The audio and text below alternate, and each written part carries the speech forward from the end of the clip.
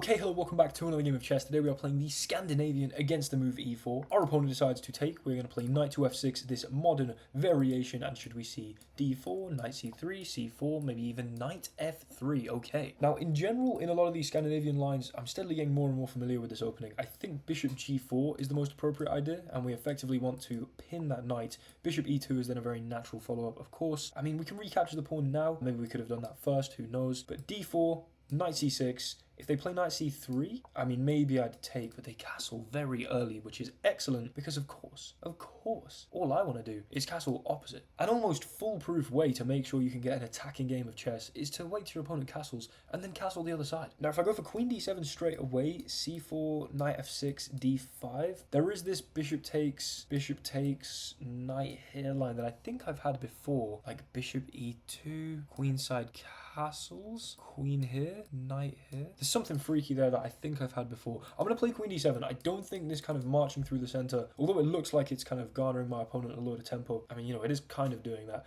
but I don't think that's a major issue, and we can just hurry up and castle queenside, getting our king nice and tucked out the way. And then, I mean, it's time. Why the hell not? Play the move h5. Now, do I play h5 immediately? I'm going to say yes. Just because then we solidify the bishop here. There's no potential tactic with a loose bishop ending up on g4 being a problem. This diagonal obviously being slightly weaker. Well, not necessarily weaker. I've just got a lot of important stuff there, let's say. So they play a3. Why would you do that? I mean, they can't go for b4 immediately because the c pawn's weak. I don't quite get what a3 does. I think what I want to do is play e6, or I could go for e5. I need some way to move this bishop, because if I leave this bishop too long without being able to develop, I think that runs into problems. If I play e5 and you take here, and I take and you take, I quite like that. Despite gambiting a pawn, I guess bishop c5. I don't think you have b4 because I can take here, but you might have b4 eventually as c5 or my bishop, given that b4 is going to be an eventual move. Maybe not, I don't really know. I don't have to, I could just play e6, or I could play f6 to then play e5. I mean, hell yeah, we're going to play f6. I want to justify g5. I want to justify e5. They play a little knight to e4. Bingo. Okay, we got the 4 horsemen lined up straight across the board. Are you trying to come in here? I mean, I'm going to play e5 and just take it if you hop in there. I am not remotely concerned about that. Often, if you don't push this pawn, for instance, and allow the knight in here and then allow a queen b3, I think I've fallen victim to a very, very nasty game, or nasty combination, I guess. Well, my opponent did that and it was just impossible to stop, which it kind of seems like only 2 pieces shouldn't be able to find a way to force mate against this kind of setup, but unfortunately, they absolutely can. Right, I'm going to take across with this knight. I'm going to be quite dismayed if you try to play some kind of c4. I imagine I'll be able to take here first and not force the trade of queens, but ooh. Now I'm going to take like this, and I don't think you want to take it. In fact, you definitely don't want to take that, because that's going to open my flipping h-file. So instead, they're going to play bishop g5. I mean, I could move my rook. I could also just play bishop e7. I think bishop e7 makes sense, honestly, and I'm going to do it. It's the only, you know, undeveloped minor piece, so why on earth would I not move it? Now, if you take and I take with the knight, then there's a potential queen trade, and I really don't want to trade queens. Also, if you take and I take with the knight, maybe there's like knight c5 ideas. So if you take here, I'm going to take with the queen. That does then mean that you could take, and take with check.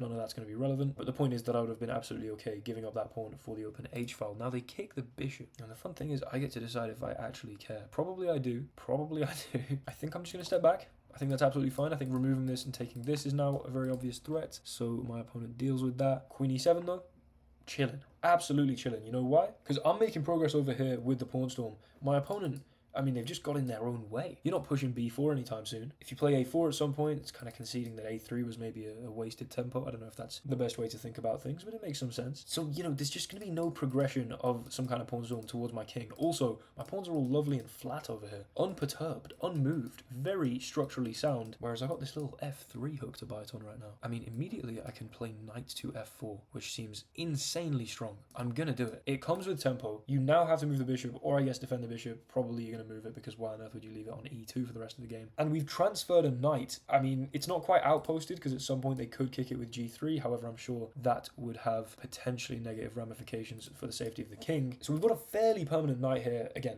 you know, if they kick it and play g3, that's another weakness that we've created. There's obviously a very soft diagonal c5 here, or I guess, you know, the a7 to g1 diagonal. I could take, and then give a check. The king moves. It looks strong. I feel like I'm doing pretty well there, but I'm not that convinced. I think I'd rather just play g5. I mean, my queen's here supporting that. g5 to play g4 to open this, to slide the rook across, to say bonsoir on g2. d2. You're not threatening a particularly meaningful check here. If you go for like bishop here, then I guess I could probably just play c6. Okay, I'm playing g5. I think don't think this is a bad idea. I think it can only really be a good idea. I don't really see what you're going to do with just the bishop and queen towards my king here. You're going to try and trade queens because you're scared. That makes a lot of sense. That does make a whole lot of sense. Clearly, I don't want to allow a queen trade. But unfortunately, they are controlling a lot of this diagonal now. So, okay. Now, there's maybe a problem that, let's say I bring my queen over to like d7 or something, which I might not do. But if I did, they could take the pawn. I don't really care about them taking that pawn, to be completely honest. I can bring the rook over. That's an open file. Maybe you close things down a bit with h4, but you know, we have to be infiltrating somehow, right? There's no way I could start with some idea of infiltration. No, you're just gonna take my queen. I could just play queen g7 though. That's what I'm not quite seeing, why that's not just completely winning. Or not necessarily completely winning, but makes a whole lot of sense. I guess here, you're gonna play knight c5? Hold on. Queen g7, knight c5. There is this threat here. If b6, aye, there's a check, there's here. That's probably quite problematic. That seems like it would be very problematic indeed. Am I going to be able to stop any knight c5 idea? Probably not. Although I could actually if my queen... Okay, you know what? Queen g7. The queen's well placed here. It's on the g file where the king is, of course. If we open this up, it's already going to be well placed to be putting pressure on g2. If you do bring the knight in here, I think I have a pretty nice c6 resource. Making use of the fact that my queen is also not only on the g file, but on the 7th rank. I have 2 minutes left. What is wrong with me? Let's play c6. That might have been really stupid. There might be some like bishop a6 idea now, but I don't know. It doesn't feel like there is. Okay, they have forced me to perturb my structure though. Now I'm just gonna do this because I'm arriving first. There's a hook here. Again, I said this was slow with the pawn storm. We've already invested the time here, so that now we are arriving. We're gonna crack this open. Basically, no matter what we take here, I'd imagine. However, I do need to make sure that my queen doesn't become overworked, and I do need to not forget that she's doing an indispensable job right now of defending the b7 square. I can't play like a king c7 or something. We need to remember, you know, this feels kind of unobvious, but yeah, okay, I need to remember that. Right, they threaten to take my knight. Not anymore. This is pinned. They take with the rook. Okay, I could give a check. Do I want to? Why don't I just bite on here? I see no reason not to. I mean, what did I say? The pawn storm was effective. Now, has it actually been effective yet? Who knows? We don't have any, you know, material or immediate tactic, but it's very, very hard to imagine that my opponent's king is going to be very safe for much longer, and you just don't have time to get here. You know, if my pawn was back on here and I just pushed it then, and you played a5, and then I pushed it again, and you play a6, then I take here, and then you maybe take here, you know, we're both throwing punches there with this kind of pawn storm on opposite sides of the board. But I think maybe through not really appreciating the kind of nature of the game plan that generally works best alongside an opposite side castling position, my opponent didn't really prioritize that, investing any time into starting this whole pawn storm. And so I do think this feels very convincing. I'm also thinking that rook d2 has to make a bunch of sense. In fact, I might play it next move. You know, despite... Oh my lord, obviously. Okay, we're going to play the only legal move here. They're then going to take, and the point is now that my queen's no longer pinning this. I literally said this whole thing about make sure you don't overwork your queen. Right, but what I can do is take here first, because even if you... That was not very rigorously thought through, but I'm pretty sure I can, because then here, and then bishop e4. So there's no way you can take this rook. You've got to recapture this. But they do it with the rook? Why? Do it with the pawn. Was I missing something? Oh, if they do it with the pawn, I also have knight h3, but no, this is what? Do it with the pawn and my knight's still hanging. You do it with the rook, and I can just take this. I might be being very stupid, but I don't... Maybe there was something majorly wrong with... Oh my lord, I have no time. I'm going to step back here. I want to be on the dark square. I don't want to stray too far up here and then end up getting checkmated. I'm thinking that I need to be very careful here. That looks pretty nice. Does it? I think so. Are you going to come here? I'm thinking what we're currently doing is setting up a pretty convincing infiltrating mating idea. If I go here, rook b7, king a8, there's just nothing there. You've got nothing there. We can infiltrate. We can absolutely infiltrate. We can absolutely infiltrate. What have you got? What have you got? I'm not going this way and giving you some kind of discovery. Absolutely not. I'm not convinced by what my opponent's got going on here. Now, should I go up this way? I might be able to afford to. Not immediately, of course. I'd blunder and mate there. Oh my god, please just make a move. Make a move. Make a move. Make a good move, though. Please. Check here. Check. Forces the bishops off. That's not really what I'm looking for right now, but I'm going to play it. Because then I guess we're no longer... I'm so ass at chess, by the way. By the way, just to say that, just to quickly mention that, I would have hung a rook there. And you can just go bishop here, and I lose. Okay, that's good. That's fantastic. Maybe I don't lose. Maybe I don't, in fact, lose. Maybe I'm still winning, and maybe you're going to take that pawn. Please take that pawn. They're clearly not going to take that pawn. Nice little geometry that they can't take that pawn, though. Very nice geometry indeed. Here, hold on. I'm somehow winning. Let's go. Easy. Easy. Take here, please. Here. Oh, yes, please. Yes, please. Now, I don't know whether I can really claim that that was my own skill. I don't know whether I can claim particularly that I deserve to have won that game. Because realistically, you know, I was going to flag though. Let's be completely honest. The flag was inbound. What am I doing? Hold on. What am I doing? Take the knight. Take the knight. There we go. There we go. The flag was inbound. Again, not quite feeling, you know, they didn't make it as hard as they could have for me, of course.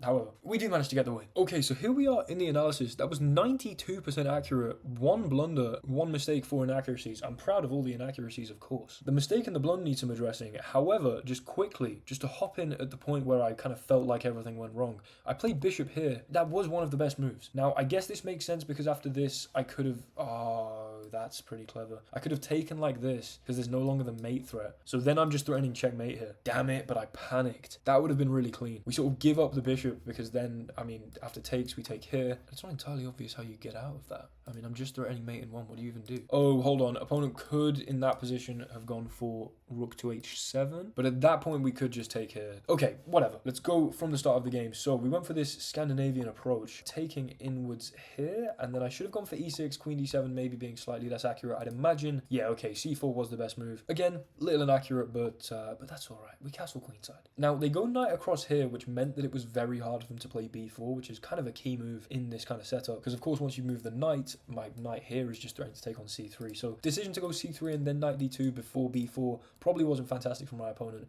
I go h5. a3 was clearly a bit of a waste of a move. f6, inaccurate, but I'm preparing my e5 stuff. Not too concerned about deep analysis here. e5 is fantastic. Taking across makes sense. Again, we're fluctuating within, you know, a plus minus 0.5 interval here. Then they play bishop here, bishop e7, okay. And they play f3. Now this, of course, was a mistake. f3 is seldom a good idea. Ask Ben Feingold. Never, ever in your life play f3. We move the bishop here. Then after the trade, taking with the queen, queen b3, yeah, okay, I'm glad to see that this actually gave me some fairly significant advantage because I did think that getting in the way of the b pawn and then just kind of in general impeding your own pawn storm didn't make much sense. I could then also immediately go across here with the knight, which clearly made a lot of sense. And then I should have taken, and I think played queen c5, you'd assume. No, rook d2, oh my lord, obviously rook d2 straight away. And I guess if this, do I have this? Hold on, rook f1, oh, this looks absolutely nasty. Then I can go like rook f8, oh my lord. That would have been absolutely brutal. Okay, so just removing the knight to play rook d2 quicker would have made a lot of sense. Instead g5, and this was the blunder. I think I distinctly remember saying, how can this be a bad idea?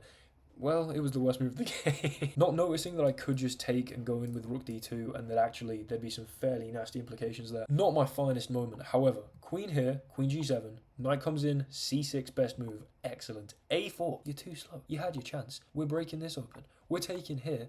Then I should have gone for rook d2. Okay, hold on, but that's only a mistake because they could have sacrificed the rook.